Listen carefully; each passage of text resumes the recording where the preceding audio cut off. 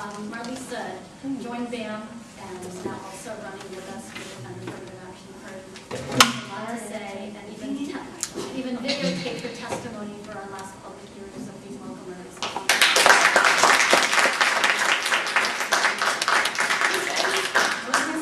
Introduce me like that. Alright, so I don't have a really nice testimony compared to all of you. Yous were good. But I'm going to do my little spiel. Okay, so before I actually came to Berkeley, I didn't really experience that much racism, but I knew that that was like something that was definitely here in America, that was definitely prevalent, and that was definitely kind of like covered up a lot. And I actually want to be a political rights activist. So like when I came here for Cal Day, while I was a freshman, like I actually experienced racism. I wanted to be in a sorority, go figure.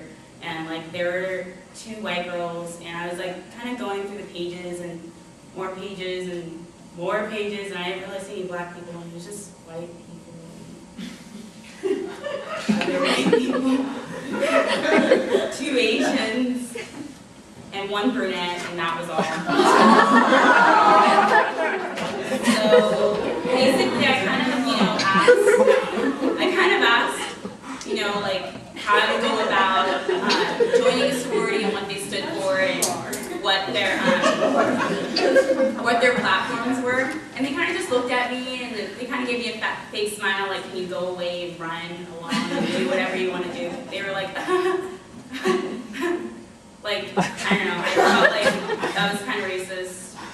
And it was really disappointing, and that was kind of like one of the things that like drew me away from Berkeley. I actually like wasn't going to come here because of that, because I felt like the tension, and like I saw people looking at me like, well, what are you doing here? And I was like, what are you looking at me for?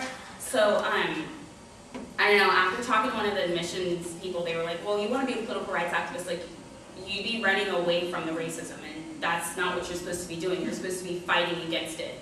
So I took that to heart, and that's like one of the reasons like why I came here, because I realized that I can't just run away from it, that if I really am serious about making change throughout the nation, then I need to start with Berkeley, and I need to confront that face to face. So that's what I'm doing, and I actually helped with the Oscar grant case and everything of that sort. While I was petitioning, I actually ran into unfortunate situations in my dorm that was totally unexpected. I got a lot of support, but when I ran into certain Caucasian people, they weren't really that supportive. And one person just like, it was ridiculous. Like, basically in so many words, he was saying that like the police officer probably had a reason to kill him, and obviously he didn't. And when I even offered to like show him the tapes so he could prove himself that that was not the case, he just kind of hesitated and he was like, can you get out of my room, blah, blah, blah, blah, blah. Oh. So it was just really disappointing because like I saw racism like in my face, you know. So, and obviously he didn't feel like it was wrong at all. And then, I don't know. Okay, I would like to talk about the SAT and eliminating the SAT 1.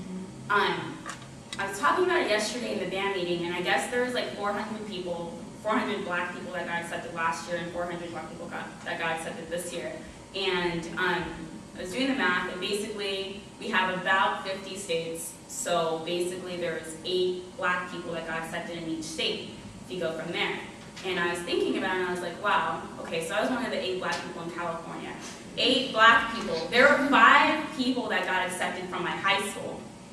I was the only black person, but there were 5 people. So, I don't know, like, I mean, they were all white aside from me, but, I mean, that's really disturbing, considering the fact that there's more than 8 high schools in my district, and clearly there are a lot of districts with, and you know what I'm saying, so it was just really disappointing, and I think that we have to realize that Stanford, although like they may use the SAT, like they do still enforce affirmative action. So I think it has to be one or the other that we do if like we're still going to continue to, you know, allow the SAT to be enforced. And Harvard actually, like, they're still using the SAT, but they don't actually weigh it in as much as Berkeley does.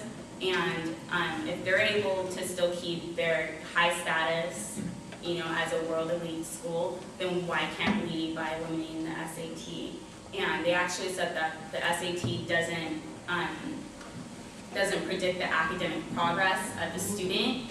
So I don't see why we would weigh it in so much, especially for UC and we're for California students. So I would really like to see that eliminated because it definitely hinders the amount of minorities that can have a great opportunity. And obviously, like, UC California needs to definitely reflect that of its population in California, and that's not what it's doing as of now. Like, clearly, you know, Latinos are becoming the majority, and you don't see that many Latinos. And clearly there's like, so many black people, and you don't see that many blacks. And I think that it's definitely just representing an elitist type suburbia school.